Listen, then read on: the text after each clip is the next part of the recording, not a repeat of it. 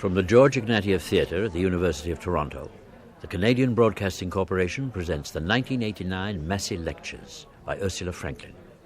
Her talks are being broadcast each night this week on Ideas and are called The Real World of Technology. Dr. Franklin is an experimental physicist, Professor Emeritus of Metallurgy at the University of Toronto, and the only woman there ever to have held the title University Professor. She's a former board member of the National Research Council and the Science Council of Canada. She's a Fellow of the Royal Society and an Officer of the Order of Canada. In these Messi lectures, Dr. Franklin is discussing technology not as gadgets, but rather as a whole set of social and cultural arrangements, characterized by production-based rules for social control, by pervasive mechanization, by mass production with rigid divisions of labor, and by an associated political mindset, all bundled together into a single social system. Her focus is on what it means to live in this real world of technology. Ursula Franklin.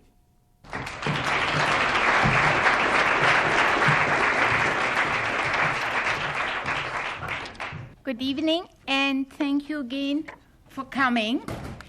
The title, The Real World of Technology, was taken to resonate with C.B. Macpherson's 1965 Messi Lectures on the real world of democracy.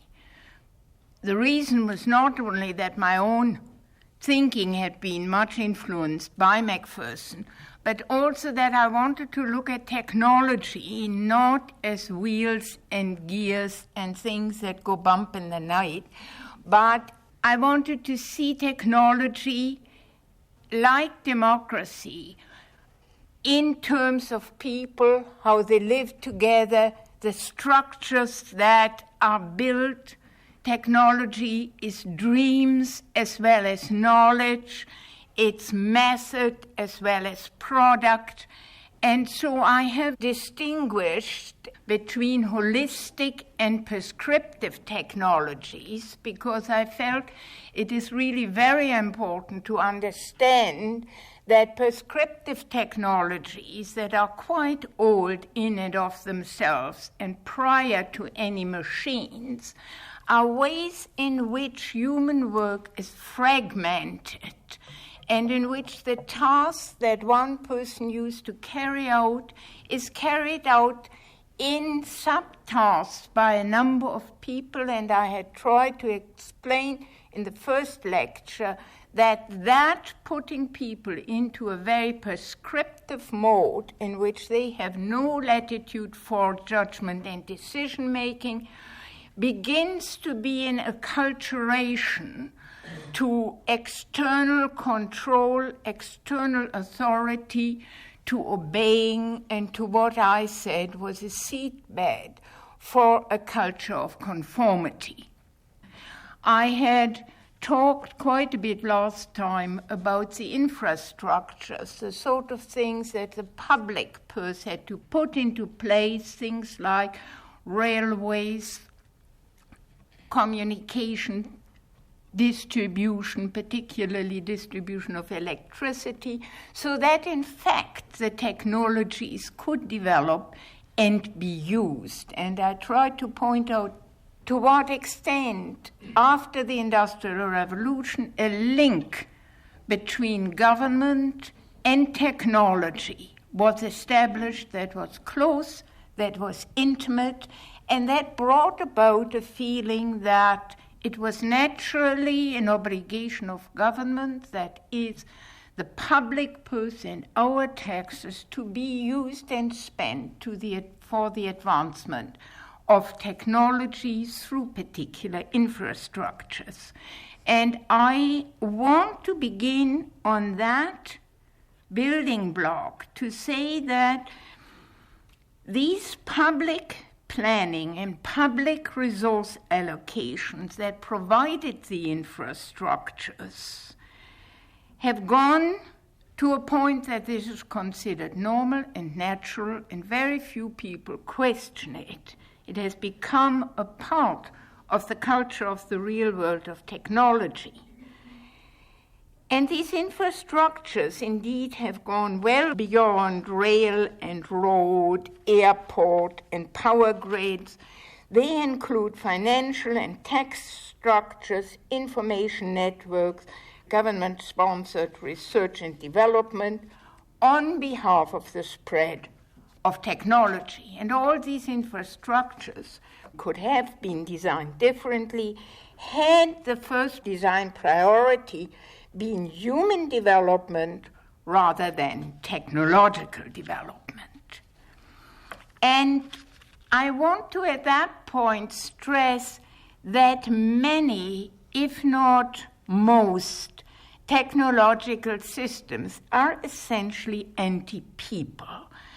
People are seen as sources of problems, and technology is seen as sources of solutions. So when in the factory the owners feel the workers are too slow or too unreliable or too demanding, they can be replaced by machines.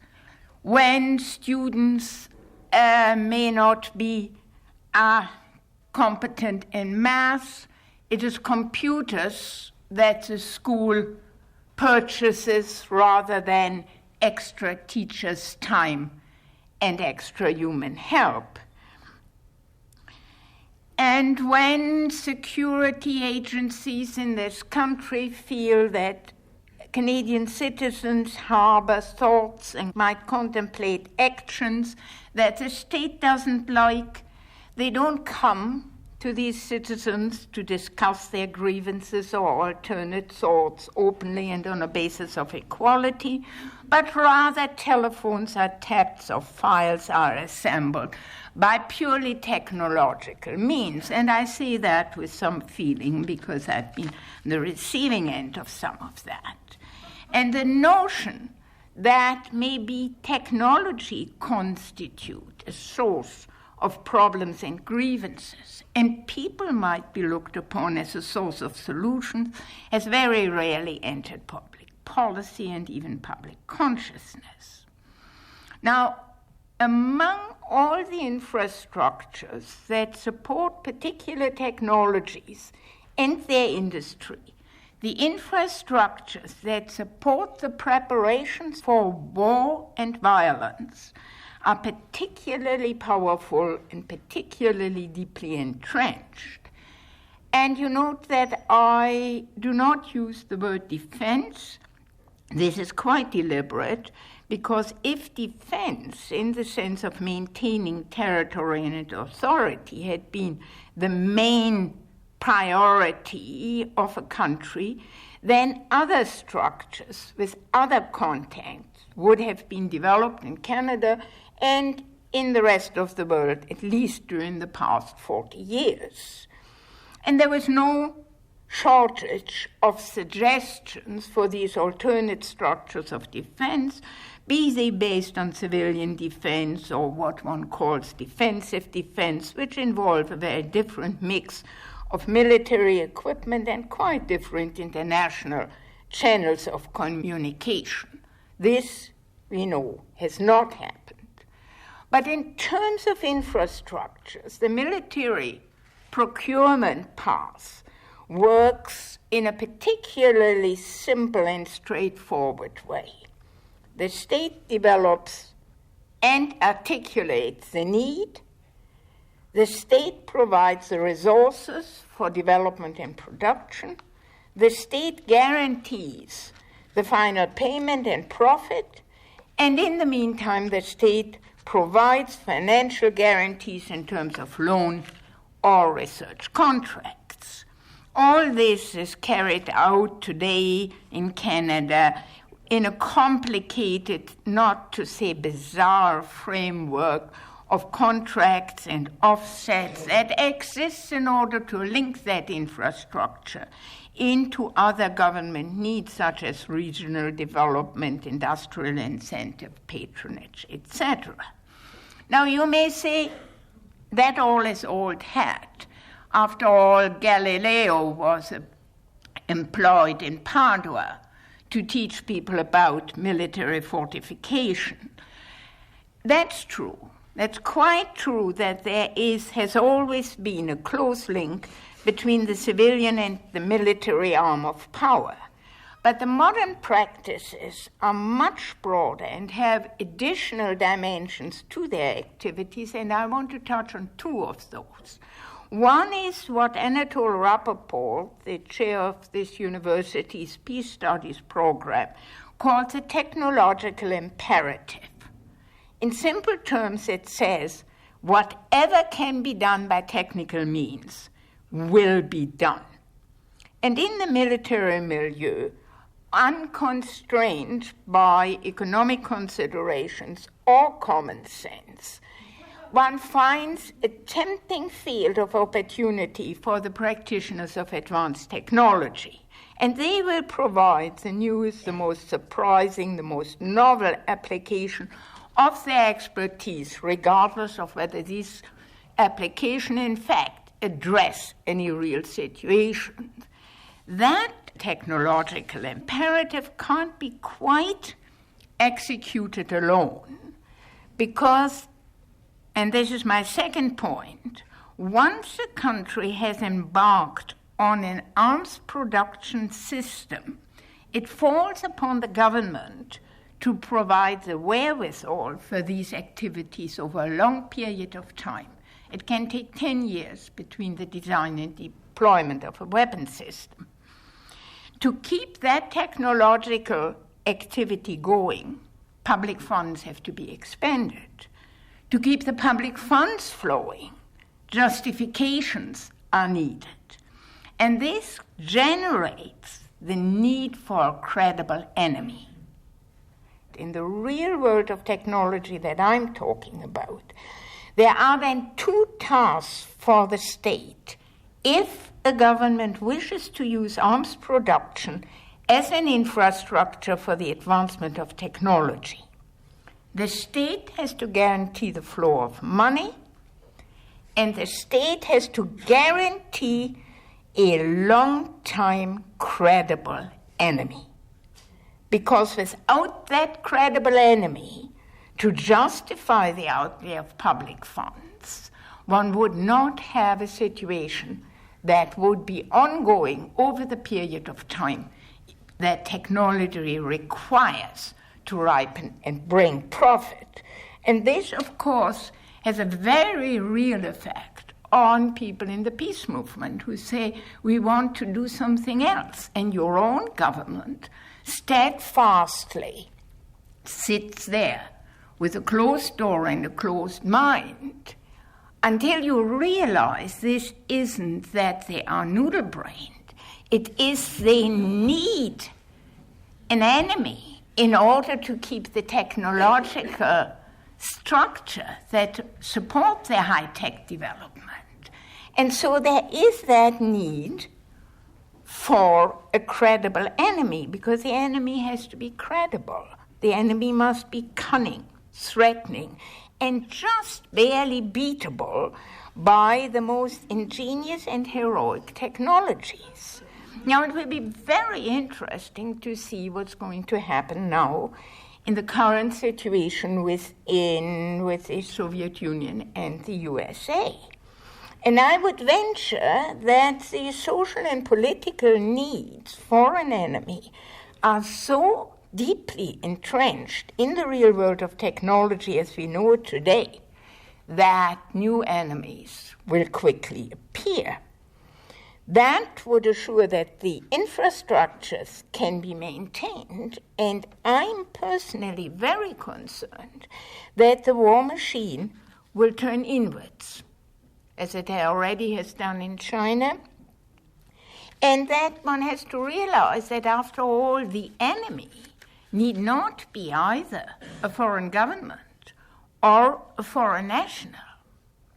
I want to read you an ad that appeared in the September 11th staff bulletin of the University of Toronto under research notes. And it indicates again to me the process of replacement of enemy and the support for the maintenance of the military-industrial university infrastructure.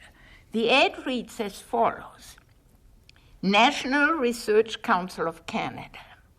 The NRC has announced a new Canadian program of science and technology in the support of law enforcement. The proposed Canadian Police Research Institute will involve the NRC, police, corporate and industrial security, universities, government, and manufacturers of equipment used in police and security work, and will research, develop, and evaluate new security-related products. Interested investigators may contact. The real world of technology. On the other hand, there is no reason to believe that the support of any state for the preparation of war and violence is the only possible infrastructure that would promote a national development of advanced technology. Japan, it should be remembered, was prevented by its peace treaty from building up its own armed forces. Japan became, and I would suggest it was because rather than in spite of these constraints, a major high-tech success. It developed infrastructures that linked government and industry that are somewhat different from the infrastructures that were constructed for the war machine builders. So don't buy the idea that one has to make weapons in order to advance technology. Japan has done superbly well without developing weapons. Before leaving this subject, I want to point out the changes that this development of technology has brought to the role of the citizen in their democratic responsibility and in their response to war preparations and warfare. Just as fewer and fewer unskilled workers are now employed in modern technological production, a country now has little practical use for raw recruits to man a modern technological destruction system. So the abandonment of compulsory military service is not so much a sign of peaceful intentions as it is a sign of galloping automation. But the old pacifists' dream that there might be a war and nobody will come, and consequently the war cannot take place, is no more valid. A war now can take place without anybody coming. And consequently, military service, being there, is no more a prerequisite for war. What is a prerequisite is a citizen's compulsory financial service well before any military exchange begins. And so the resistors' motto that used to say, "We won't fight," now turns into, "We will not pay for the preparations for war and organized violence." And this, of course, is the position of those Canadians who insist on paying their income tax, but redirecting the appropriate portion to a peace tax fund, rather than let it be used for the war machine building that I've described. But I think one has to realize, and I hope I can come back to some of the implications in the last lecture, that pacifism in the real world of technology is quite different from what it used to be, just as everything else. I want now to go to a few reflections, general reflections on planning itself. And I'm talking here about planning in the modern sense of prescriptive technologies that I mentioned, planning in the kind that Webster defines very simply as making plans arranging beforehand. And I like that definition of planning because it says very clearly there are planners and there are plannees. There are those who make the plan and those who are subjected to the plan. And that is quite important to realize, because just as it is much easier to give good advice than to accept it, it is much more fun to plan than to adjust to plans that others make. Planning is very often carried out in this world of technology without the plannee's knowledge or consent. And in my reading, that sort of planning originated with the prescriptive technology. And as the prescriptive technologies have taken over most of the activities in the real world of technology, planning has become society's major tool for structuring and restructuring. It is through planning that people are led to perceive what is doable and what is not. The planners themselves are often not fully conscious of the constraints that they put on the plannees, but the effects on the citizens of being planned and controlled are very evident in people's individual reaction to the impingement of technologies of planning on their own lives. And so the real world of technology is full of ingenious individual attempts to sabotage plans. I think if one wishes to carry out plans that are workable, it has to be done either totally by the plannees or with a very long and strong line of consultation. Now, I should say that from what I laid before you in earlier lectures and now, it's probably already quite evident that planning and technological design are usually carried out in order to maximize gain. That the common denomination of planning of technological systems has always been the attempt to adjust parameters for maximum efficiency, for maximum effectiveness, and underlying this is a production model, and it's typically planned to maximize gain. And in such a milieu, it's often quite easy to forget that not everything is plannable.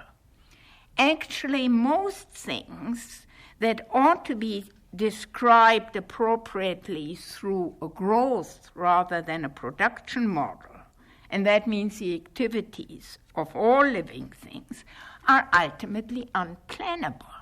And I give you a quick example from my own experience, because although I was intellectually quite well prepared for the birth of my first child, I was stunned by the degree of randomness that event created in my life.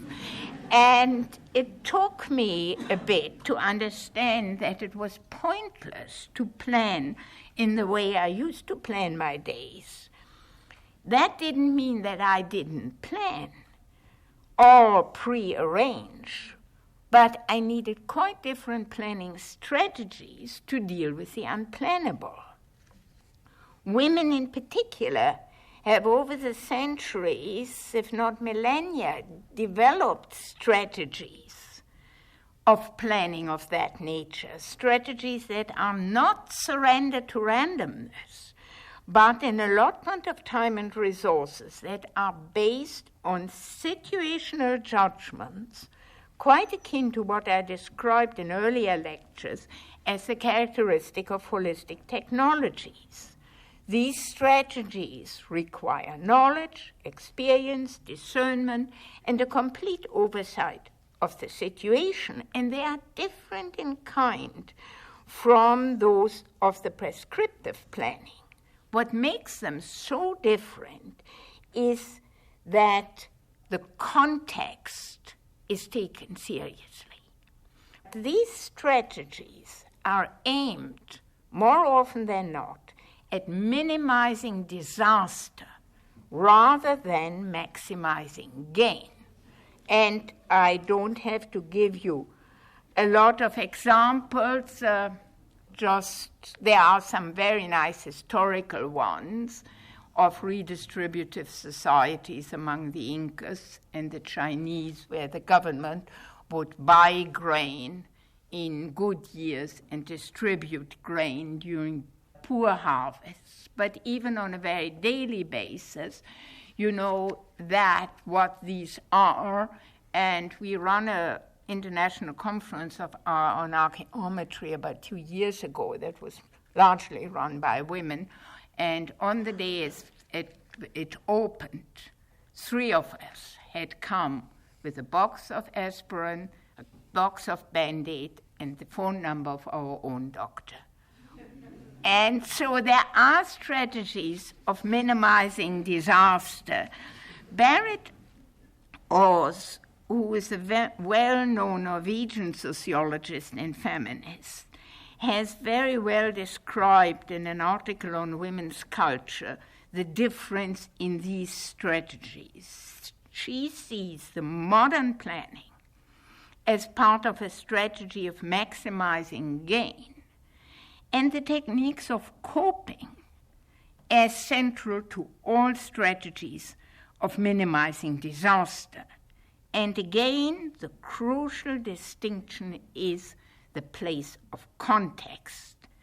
In strategies of minimizing disaster, one needs a full recognition and understanding of the context, but the context is not considered as stable and invariant. On the contrary, every response induces a counter-response, it changes the situation. So context is a variable that has to be evaluated in the process of both planning and action. Orthodox planning in the prescriptive sense assumes the context is stable and invariant. One doesn't have to bother about it. And so the strategies of planning can, of course, be then transferred from one application to another, since the context doesn't matter. So the maximizing gain strategies all sit on that idea one doesn't have to bother about the context. The minimizing disaster theories and the strategies and the work all sit in the assumption that context is a partner and it is a reciprocal relationship in which each move changes all other moves. Now, you may say it's well to make these academic distinctions between planning strategies, but how would one actually plan to minimize disasters, not in the family, but in the public sphere? And I want to give you 2 really quite prominent examples of that, because I'm anxious to show that there are indeed no practical obstacles to planning to minimize disaster, and that can be done in today's real world of technology. And one of the examples is drawn from the inquiry under Thomas Berger into the building of the Mackenzie Valley Pipeline. The other is the 1977 study of the Science Council of Canada on Canada as a conservative society. Now, again, the difference is how context is treated. All the features of the report on the Mackenzie Valley Pipeline inquiry bear that respect for context. The context had been studied as much as possible, looked upon with all the ramifications of the proposed plan. The considerations were wide. The interaction with the planning milieu was considered important, and the recommendations and the course of action made often mandatory further assessment, built-in revisions, and to the plan's execution. All these features can be seen in the report of the Mackenzie Valley Pipeline Inquiry. The Berger Inquiry itself gathered evidence in many different modes, ranging from listening to native residents in their own communities to questioning experts on the reliability of forecasts of energy needs or gas reserves. It was a very participatory and interactive process, resulting in recommendations of a 10-year moratorium on the pipeline construction, during which land claims and urgently needed protective measures for both the community and the habitat were to be carried out. It had a number of recommendations, including certain permanent constraints for future technologies.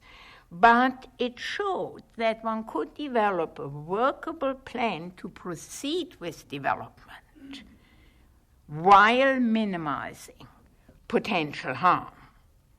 And of course, in addition to the recommendation, the Berger Inquiry generated most valuable documentation, research material that would not otherwise be available, and a public process that will be forever a model on how these things ought to be done. To me, the inquiry proved beyond any doubt that indeed it is possible to engage on a national level in a different kind of planning. And the complexity of the real world of technology offers no fundamental barrier to the implementation of strategies for minimizing disaster. The study by the Science Council on Canada as a conservative society is a slightly different example. Here, the Science Council in 1975 appointed a committee, which I chaired, and asked this committee to explore whether or not Canada could become a conservative society. The notion of a conservative society was defined as follows, and I want to read this to you from the final report. The concept of a conservative society arises from a deep concern for the future, the realization that decisions taken today in such areas as energy and resources may have irreversible and possibly destructive impacts in the medium and long term. The necessity for a conservative society follows from our perception of the world as a finite host to humanity and from our recognition of the increasingly global interdependence. And again, there was the expressed need to minimize disaster. That was on top of the planning agenda, and during the study, background papers, newsletters, and other activities such as workshops were held so that there was a great deal of openness and reciprocity in the process. The assessment, the specific recommendations that we brought forward showed that it's really not difficult to minimize disasters within Canada's existing economic system and political infrastructures. We showed that there was an urgent need to institute public policies and encourage appropriate technological innovation to implement such disaster minimizing strategies. The policy recommendations were not taken by the government of Canada in 1977, and the subsequent onslaught of the gain-maximizing strategies of the 80s have greatly increased the likelihood of environmental and social disasters and have made the restorative tasks much more difficult than they were 10 or 15 years ago. In the meantime, we should remember that the real world of technology is an environment that puts people into conditions and structures that were not designed for their well-being. The environment in which we live is much more structured for the well-being of technology. It is a manufactured and artificially constructed environment, not what one might call a natural environment. While our surroundings may be a milieu conducive to production, they are much less a milieu conducive to growth. I have felt over a number of years now that I'm more and more reluctant to use the term environment, because it seems to me that it has become more often than not a term of befuddlement rather than a concept that's helpful in the search for clarity. And one can ask oneself, what do people mean when they talk about the environment? Is it that constructed, manufactured, built environment that's the day-to-day setting of today's world? Or is it what we euphemistically sometimes call our natural environment? Why don't we speak about nature? It seems such an egocentric and technocentric view to consider everything in the world with respect to us. Environment essentially means what is around us, stress on us. It's our environment, not the habitat of fish or bird or flower. The reluctance, I feel, to use the word nature in political discussions may very well come from the reluctance to acknowledge that they are independent partners on this planet. People are but one part of nature. This recognition is quite different from speaking about our natural environment, which somehow puts nature into the role of an infrastructure, into the role of something that's there to accommodate us, to facilitate or be part of our lives, subject to our planning. And such a mindset makes nature into a construct rather than sees nature as a force and as an entity with its own dynamics. There are some often very small ways in which the real world of technology denies the existence of nature. There's very little sense of season when you walk through a North American supermarket. As a child in Berlin, I still had these little festivities, the joys of the first asparagus, the first strawberries, at the family table celebrating the rare and special gift of an orange in the wintertime. That doesn't exist anymore. And not only is there a little sense of season, there's also a little sense of climate. Everything possible is done to equalize the ambience, to construct an environment that's warm in the winter and cool in the summer, to equilibrate temperatures and humidity, to create an artificial environment that does not reflect nature. The technological capabilities now allow us to design nature out of most of our lives. This, however, may be quite stupid, because people are part of nature, whether they like it or not. Machines and instruments will thrive and work well in even temperature and constant humidity. People indeed may not. For the sake of our own mental and physical health, we may need the rhythm of seasons and the experience of different climates that links us to other living things. Much has been said, of course, today, and is being said, about environmental concerns, quote unquote.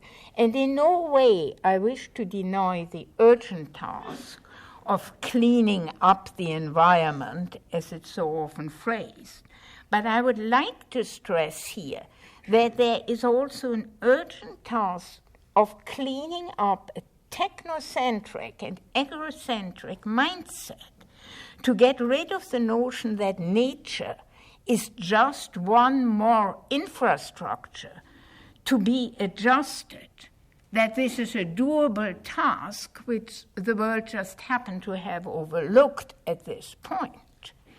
Sometimes I think that if I were granted one wish, I would wish that the Canadian government would treat nature the way Canadian governments have always treated the United States of America, with utmost respect and as a great power. Whenever suggestions for action are placed before governments of Canada, their first consideration is, what about the Americans? They may not like it. They may let their displeasure be seen and felt. They may retaliate. And what about nature? Obviously, nature doesn't take kindly to what we are doing in this real world of technology. Nature is indeed retaliating, and we better understand why this is happening. So I would suggest that one should consider nature as a strong and independent power, so that we can ask, what will nature do, before we ask, what will the Americans do? Having spoken about planning, I don't want to close this lecture without touching briefly on the outcome of these plans. After all, plans are made to achieve something, and it is therefore of some interest to see what happened. And the retrospective evaluation of plans and of predictions is not a particularly comfortable undertaking, and it may be for that reason that not much of research into predictions or outcomes has been developed as a discipline.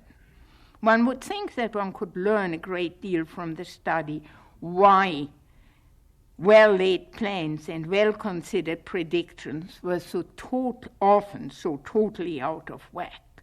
Of course, the literature is full of anecdotes about how great people so misjudged the development of technology and science that they thought manned flight was impossible, and that sound could never be carried by a wire, and so on. And I'm not interested simply in pointing out how far off others have been, if only in self-defense, because I'm sure much of what I say will not stand the test of time.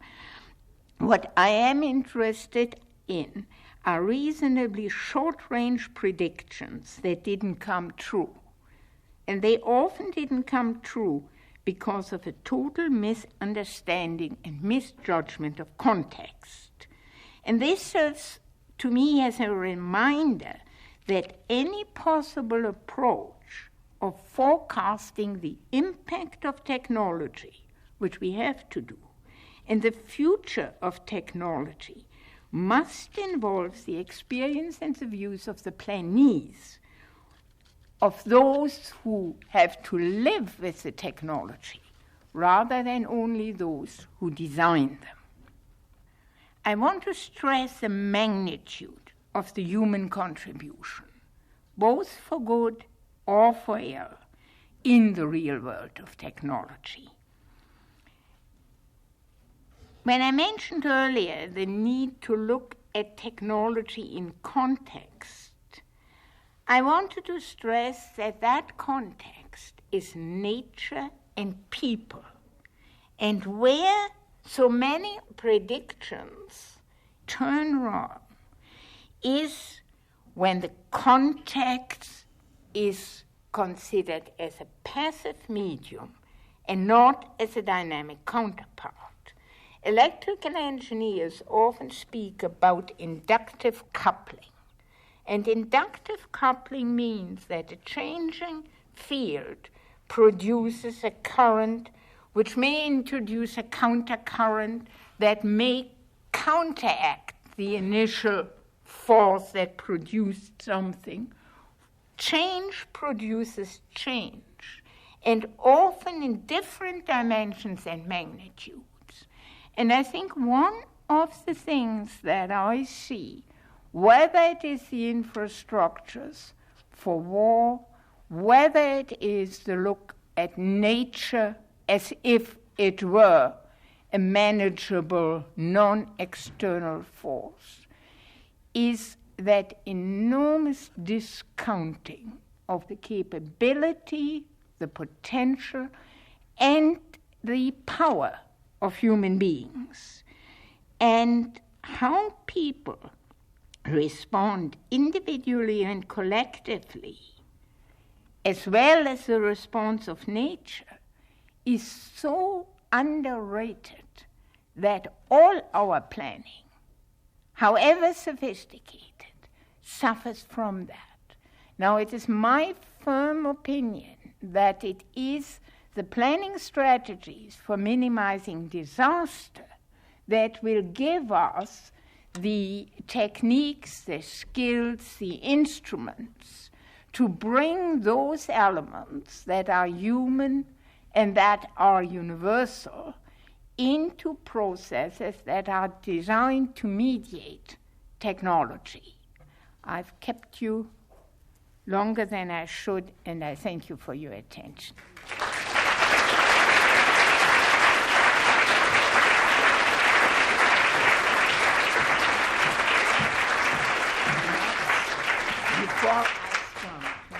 From the University of Toronto, we're listening to Dr. Ursula Franklin with the Messi Lectures on the Real World of Technology.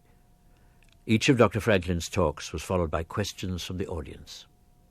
I'm wondering if you could maybe make comment on the idea that if a society has developed a planning process that meets its needs, as the needs change, is it not the nature of a social organization that the planning process will change to meet the changes in the context in which it finds itself? My answer to that would be a question, whose needs, not what needs. The planning structure always fits well into the needs of the powerful. It rarely ever fits into the needs of the powerless, and that's where the struggle sits. Of course, if you were somewhere on the battlefields in Runnymede, your planning needs would change after the king signed certain documents. If you were a British farmer, your planning needs would be quite unaffected, except if you were elected to Parliament, and they probably didn't build a post office, they built a church. But beyond that, it is not so much what planning needs, but whose planning needs. And in what I tried to develop in terms of infrastructure, I pointed out that the main planning needs that are met are the needs for technological development and expansion. And they adjust themselves. What's free trade about? Who planned that one? You had a question. Thank you. Brian Wilson. I'd like to go back to the question of planning, in particular disaster planning. In the latest, or the September issue of Scientific American, which was devoted to environmental science and where planet Earth is going, there was an article in which it suggested that because of the enormous complexity of the environment, which I would take in this situation to include also the social human environment, because of that huge complexity, the concepts of conventional planning as such may be inappropriate, insofar as conventional planning tends to be context-related. One says, let us plan for there being a disaster in such and such an area. And because of the huge complexity, that really becomes a meaningless predictive exercise. And the suggestion is that rather one should try to set up structures relating to disaster management which are much more at a systems level, at almost a meta-planning level, where the main characteristic is not attempting to predict solutions to possible disasters, but rather to set up systems which have tremendous flexibility of response to disasters as they develop. Could you comment on that? I have an inherent suspicion that all these meta-plannings always seem to produce a meta-mess. I think the approach is the other way around, and I don't know whether you are familiar with the work by Henry Regier, who's now the director of the Institute for Environmental Studies here at this university, and his work on the Great Lakes. He has taken the Selye concept of stress and said, I will never find out all the things that are wrong with the Great Lakes, but what I know is that that basin is sick. And just like Selye says in terms of medical illness, one needs a system under stress, and one removes as many stresses as one can, not necessarily looking for causality, but looking for relief. And I think that it is much more likely on that sort of international effort that one doesn't go into modeling and trying to understand everything, but to say that this planet is sick, and whatever stress can be removed must be removed, starting with the easiest and going to more and more difficult ones. Do all the things that are doable fast and see what happens, rather than spend time on meta strategies. That would be my reaction. Tonight on Ideas, you've heard the third of the 1989 Messi lectures by Ursula Franklin. This series, called The Real World of Technology, continues tomorrow.